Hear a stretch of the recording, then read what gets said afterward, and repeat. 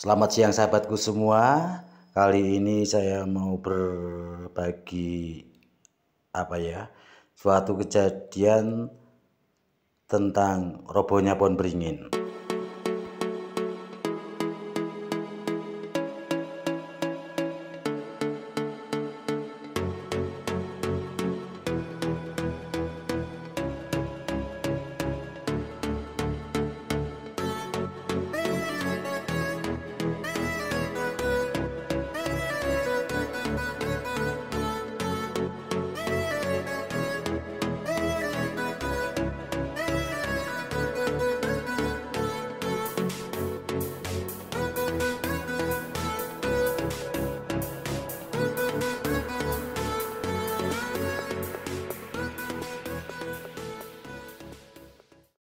Oke, nah seperti apa ceritanya? Lebih jelasnya mari kita tunjukkan semuanya. Nah ini dia teman-teman, pohon bulu besar. Kalau diukur pangkalnya ini diameternya sekitar 130 cm dan tingginya sampai ke cabang ini kira ada 9 meter. Menurut penuturan dari sesepuh yang juga warga lingkungan Boro ini atau yang memanfaatkan kali ini, bahwa pohon ini awalnya ditanam oleh Mbah Proyo, kemudian punya anak Mbah Gunoy Kromo, dan yang terakhir Mbah Ragil. Nah, ini yang sedang menggendong kayu ini Mbah Ragil, yang merupakan keturunan dari yang menanam pohon ini. Jadi pohon ini ditanam kurang lebih 150 tahun silam. Ya sahabat, karena masyarakat di pegunungan tidak ada yang membuat sumur gali, karena memang kalaupun digali, kalau itu bukan merupakan jalur sumber air, maka tidak akan pernah menemukan air. Jadi ya itulah satu-satunya cara para pemula atau simbah-simbah dahulu untuk mengadakan atau untuk mendapatkan air harus membuat belik ya, belik. Nah seperti ini. Dan di sumber ini adalah merupakan sumber terbesar atau sumber yang paling besar di Dusun Banaran. Walaupun yang lain juga banyak sumber, tapi kalau yang ini meskipun kemarau panjang tidak mati. Dan sekarang airnya sudah dibawa pulang ke warga masing-masing dengan selang. Dulu sebelum warga masyarakat menggunakan selang, nah di sini ini dulu dibangun seperti belik dan diberi pancuran, jadi dimanfaatkan untuk pengangson. Dan pemanfaat air ini bukan hanya masyarakat lingkungan Boro saja, terutama kalau pas kemarau panjang, sumber-sumber air di lingkungan lain itu mati, mereka mengambilnya juga di sini. Jadi ini merupakan sumber yang paling banyak memberikan pertolongan bagi masyarakat Dusun Banaran. Kalau kita lihat pohon besar ini sepertinya sudah lama lapuk sahabat, dan ini ada batu di tengah-tengah pohon ini ya. Dan setelah diamati yang masih produktif atau pohon yang masih bisa menyuplai makanan atau untuk asimilasi pohon ini, dari pangkal pohon ini hanya kira-kira 30% sama 30% yang hidup, namun bisa atau mampu menyagah pohon yang besarnya diameter 130 ini dengan daun yang di atasnya lebat sekali. Dan anehnya juga robohnya pohon ini sahabat sama sekali tidak sedikit pun merusak badan jalan, atau jatuhnya pas di tepi jalan, di tepi jalanan. Itu yang menjadi keanehan bagi warga masyarakat, merasa apa ya, luar biasa.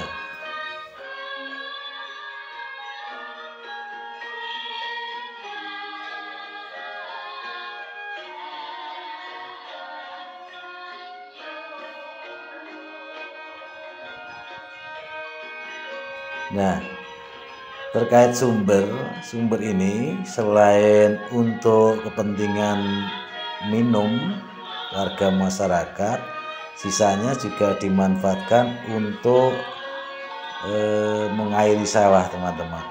Nah, kira-kira ini sudah 5 tahun yang lalu warga masyarakat tidak menggunakan belik karena sudah membawa pulang dengan selang. Jadi ya seperti itulah, mungkin karena merasa gimana ya, akhirnya pohon itu pun lapuk dengan sendirinya.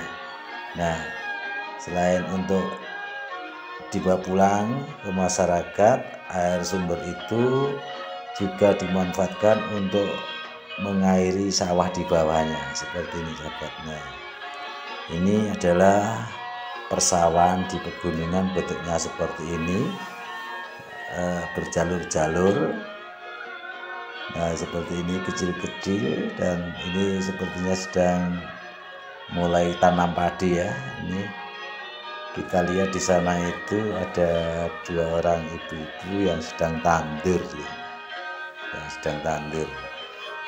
Nah, itu fungsi daripada sumber air yang ada di perkampungan Mboro.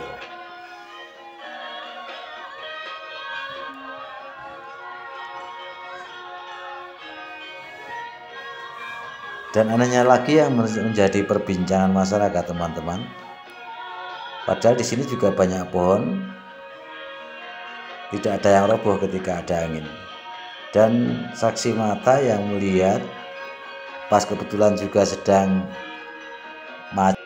dibarengi hujan gerimis, lalu yang sedang garap sawah itu naik, lari, dan berteduh di musola. Ini musola Anur Islam ya, ini kelihatan.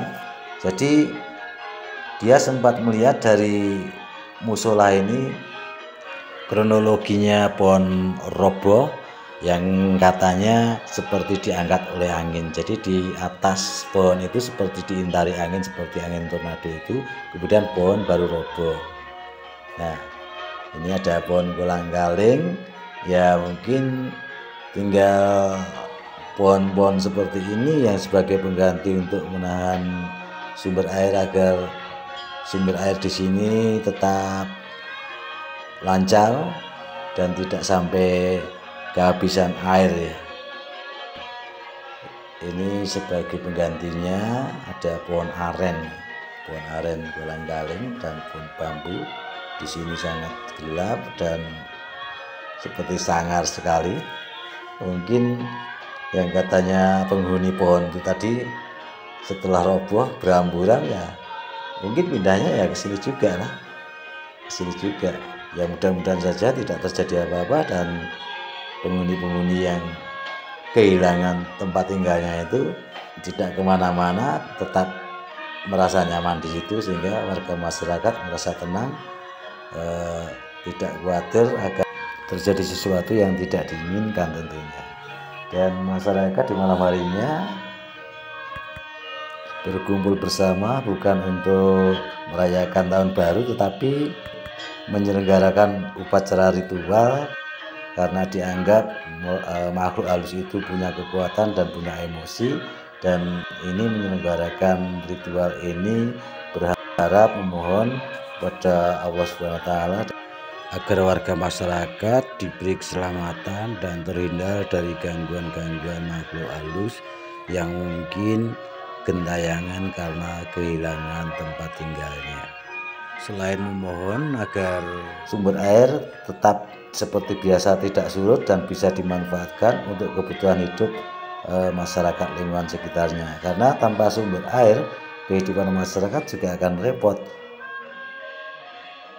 Seperti ini warga berbincang-bincang menceritakan katanya ada salah seorang warga yang ikut memotong kayu itu terkena dampak, dan ini yang menjadikan warga masyarakat kemudian menyelenggarakan ritual mohon keselamatan. Kalih malume para pinisepuh mandhape para sedherek sedaya panjenengan sekseni wonten ing dalu punika dinten Setu Legi malem Minggu Pahing, warga masyarakat ing mriki ngawontenaken sedekah minangka sarana ndedonga sarengan nyuwun dhateng ngarsanipun Gusti Allah. Mugi-mugi warga masyarakat ing mriki wiwit dinten menika ngantos sadangunipun tansah pinaringan rahayu wilujeng slamet boten manggih halangan satunggal punapa.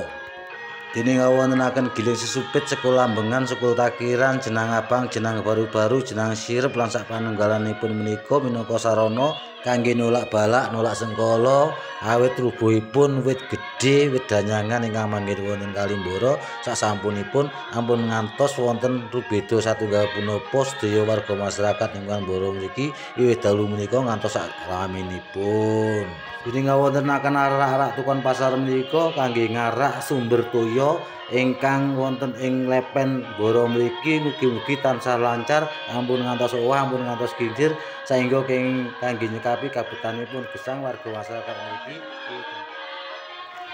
Ya, demikianlah tadi teman-teman, sudah kita ikuti bersama tentang kejadian robohnya pohon danyangan di sebuah kali, sehingga warga masyarakat mengantisipasi agar tidak terjadi sesuatu yang bisa merugikan ataupun membuat ketakutan warga masyarakat. Kemudian dilaksanakanlah ritual untuk tolak balak mohon kepada Allah Subhanahu wa taala supaya warga masyarakat tetap dalam keadaan sehat walafiat dan air yang digunakan untuk kebutuhan pokok hidup tetap lancar dan tidak berkurang sedikit pun, sehingga masyarakat tetap merasakan hidup makmur sejahtera selamanya. Semoga bermanfaat bagi teman-teman sebagai pertukaran pengalaman tentang kebiasaan atau cara hidup di daerah satu dengan yang lainnya. Terima kasih, semoga sahabat semua tetap dalam keadaan sehat walafiat,